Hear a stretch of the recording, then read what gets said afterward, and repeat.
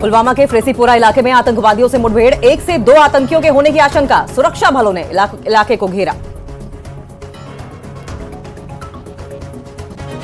PM Modi ने एक पत्रिका को दिया इंटरव्यू। धारा 370 के हटने के बाद बदले हुए जम्मू कश्मीर का किया जिक्र। कहा, धारा 370 के हटने से जम्मू कश्मीर के विकास को लगे पंख।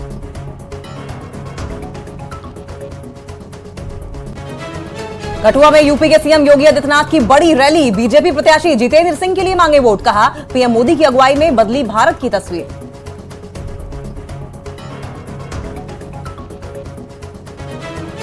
कठुआ के दौरे के लिए केंद्रीय मंत्री जितेंद्र सिंह ने योगी आदित्यनाथ का जताया आभार। कहा, लोग पीएम मोदी और उनके कार्यों पर करते हैं विश्वास। यूपी के सीएम योगी आदित्यनाथ के कश्मीर में शांति वाले बयान पर पीडीपी ने जताई आपत्ति। पार्टी प्रवक्ता सोहित शर्मा ने कहा, जब से छीना गया स्पेशल स्टेटस तब से जम्मू कश्मीर में फैली अशांति।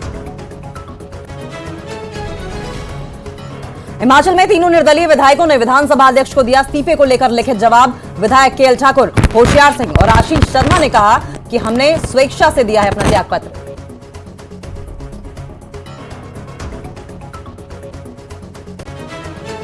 पूरे जम्मू कश्मीर में धूमधाम से मनाई गई ईद। हजरत बल दरगाह में नमाज के लिए हुआ सबसे बड़ा आयोजन।